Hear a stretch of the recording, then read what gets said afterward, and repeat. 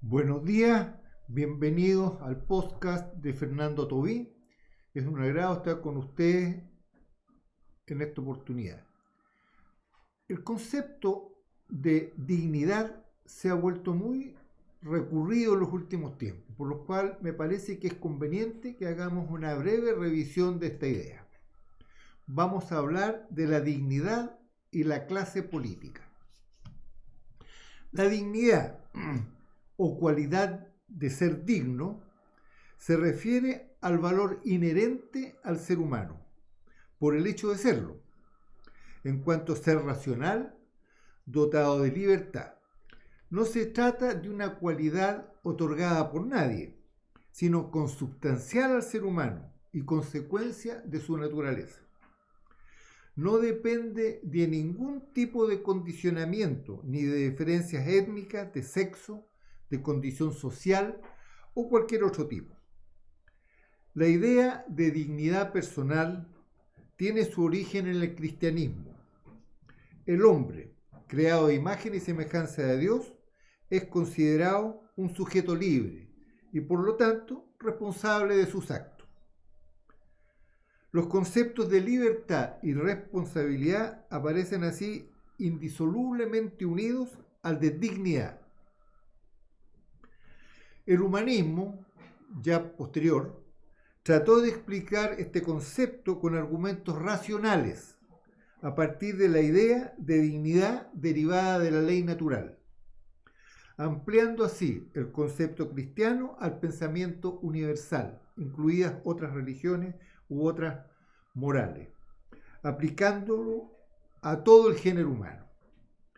En Chile se le asocia a los derechos sociales, que pretenden asegurar a cada persona una vida digna, garantizando a cada cual el acceso a prestaciones de salud, vivienda, dinero, trabajo suficientes para cubrir esa necesidad. Es decir, que la prestación debe ser efectivamente útil para eliminar ese estado de necesidad. De ahí la aspiración de constitucionalizar los derechos sociales y que su incumplimiento por parte del Estado sea resuelto por el Poder Judicial. Pero cuidado, el Estado no debe confundirse con el gobierno. El concepto de Estado suele definirse como el conjunto de instituciones que poseen la autoridad y potestad para establecer las normas que regulan a la sociedad, teniendo soberanía interna y externa sobre un territorio determinado. Se la suele confundir con el gobierno, como si el Estado y el gobierno fueran sinónimos. En realidad son muy distintos. Los estados son estructuras burocráticas y los gobiernos son organizaciones de personas que administran y gestionan esa estructura. En la línea que ahora nos interesa, un autor define esta relación como el Estado es una corporación de servicios públicos, controlada y dirigida por los gobernantes. El gobierno, entonces, es la autoridad gobernante de una unidad política que tiene por objeto tanto dirigir, controlar y administrar las situaciones del Estado, como regular una sociedad política y ejercer autoridad. O sea, el Estado produce aquello que el gobierno le dice que produzca y lo hace con las características que el gobierno determina como necesarias, para los cuales el mismo gobierno provee los recursos a través del presupuesto.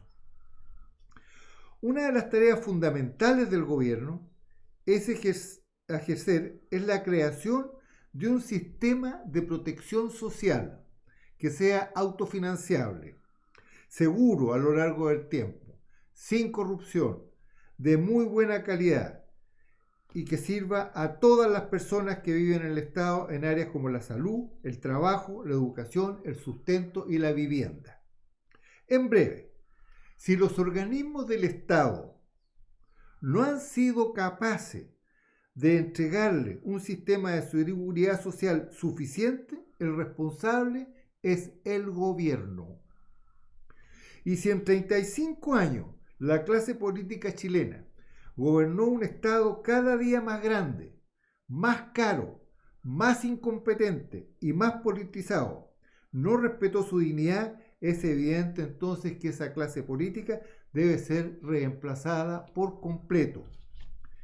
No culpe a la Constitución, sino a la clase política. Muchas gracias.